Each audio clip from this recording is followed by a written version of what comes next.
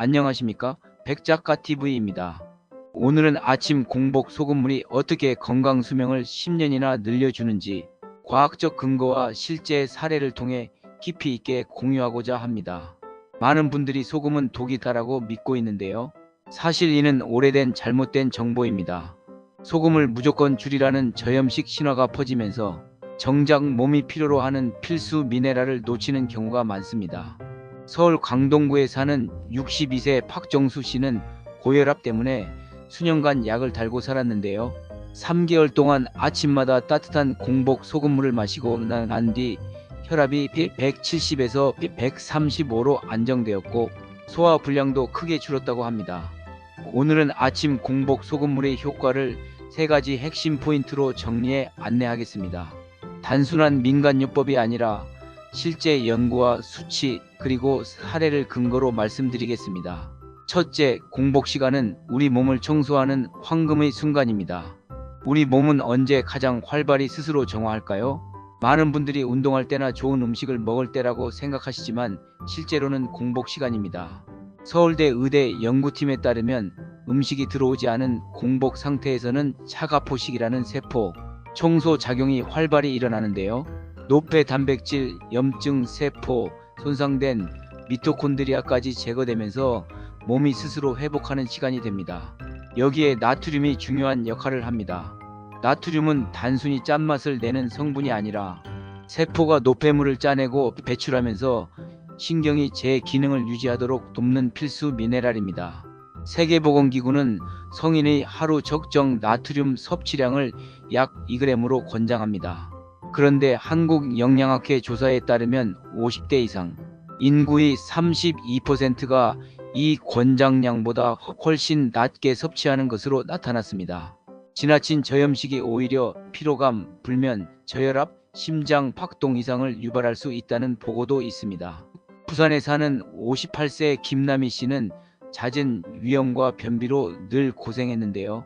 따뜻한 공복 소금물을 석 달간 마신 뒤 대변이 규칙적으로 나오고 속쓰림이 크게 줄어들어 삶의 질이 달라졌다고 합니다. 고대의 의학자 히포크라테스는 음식이 곧 약이다라고 말했는데요. 따뜻한 아침 소금물은 몸을 정화하는 단순하면서도 강력한 약이 될 수 있습니다. 둘째, 좋은 소금과 나쁜 소금의 차이가 확연합니다. 문제는 모든 소금이 다 똑같지 않다는 점입니다. 시중에서 흔히 쓰는 정제 소금이나 맛소금은 고온 정제 과정에서 칼슘, 마그네슘, 칼륨 같은 미네랄이 제거되고 염화 나트륨만 남게 됩니다. 이 때문에 오히려 혈압을 높이고 뼈 손실을 촉진할 수 있습니다. 반대로 불순물이 들어간 가공 소금은 미세 플라스틱이나 합성 첨가물 문제가 있어 피하는 것이 좋습니다. 강력히 추천하는 소금은 크게 2가지입니다. 하나는 히말라야 핑크 소금인데요.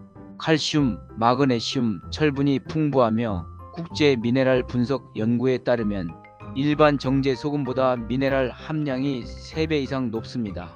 둘째는 국내 천일염인데요. 태양과 바람으로 자연 건조된 소금으로 칼륨과 마그네슘이 풍부해 혈압 조절과 신경 안정에 유리합니다. 반대로 일부 죽염은 대나무통에 굽는 과정에서 색소나 향료가 첨가되는 경우가 있어 주의해야 합니다. 용융 소금은 가격이 너무 비싼 편이라 부담이 갑니다.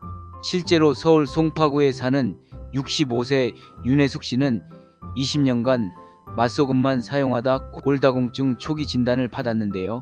이후 히말라야 핑크 소금으로 바꾼 뒤 1년 후 정기검진에서 혈중 마그네슘과 칼슘 수치가 정상 범위로 회복되었습니다.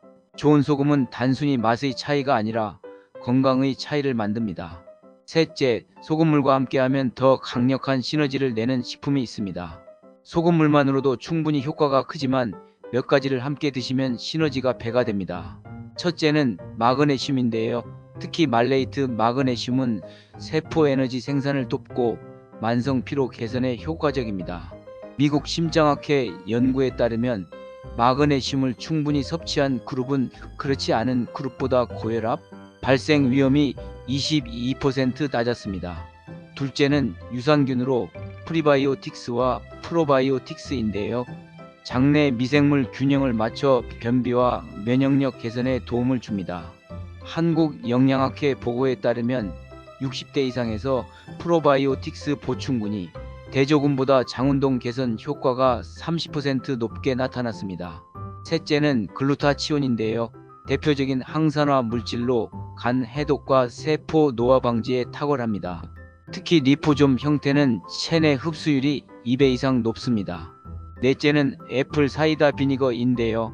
혈당 안정에 도움을 주지만 위험이 있는 분은 피하시는 것이 좋습니다.